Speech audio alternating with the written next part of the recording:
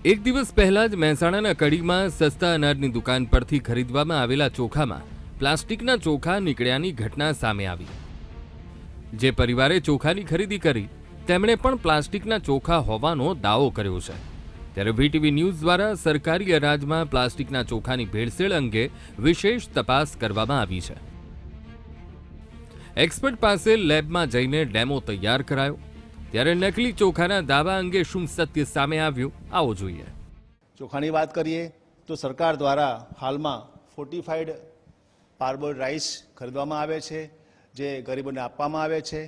તો ફોર્ટિફાઈડ પાર્બોઇલ્ડ રાઈસમાં એટલે કે ચોખામાં એક વિટામિનવાળા વિટામિનયુક્ત દાણા ભેળવવામાં આવે છે, જેનું પ્રમાણ 100 કિલો ચોખાએ 1 કિલો વિટામિનવાળા દાણા નાખવામાં આવે છે।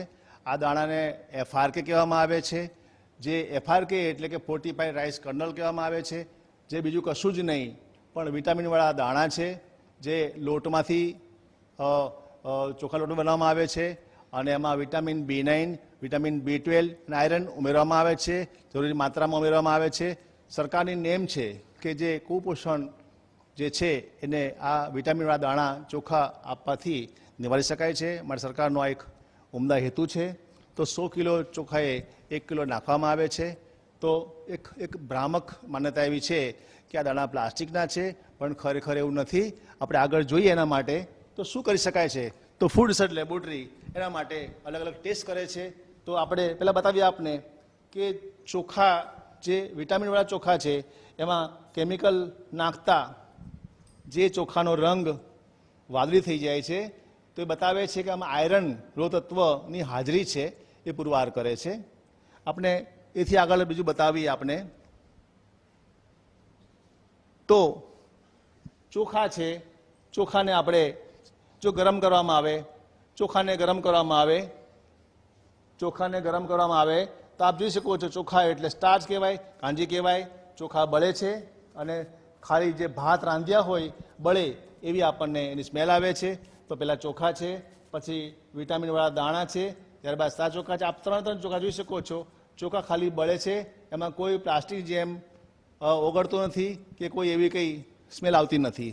આપણે હવે પ્લાસ્ટિક બતાવીએ છીએ કે જો પ્લાસ્ટિક હોય તો શું જોવા મળે આપને, તો આ પ્લાસ્ટિક મૂકવામાં આવે છે, જે પ્લાસ્ટિકને ગરમ કરવામાં આવે છે। હોટ પ્લેટ છે, જેનું ટેમ્પરેચર 158 છે। આપ જોઈ શકો છો ગરમ કરતાં પ્લાસ્ટિક ઓગળી જાય છે, ચીકણું થાય છે, ચોંટી જાય છે અને એ બતાવે છે કે આ પ્લાસ્ટિક છે। આ વસ્તુ ચોખામાં નાખવામાં આવી હોય તો આપણે આ બધા ટેસ્ટ આપણને બતાવી આવે। માટે ક્યારેય ચોખામાં પ્લાસ્ટિકના દાણા નાખવામાં આવતા નથી। એક ભ્રામક માન્યતા છે જે ખોટી છે।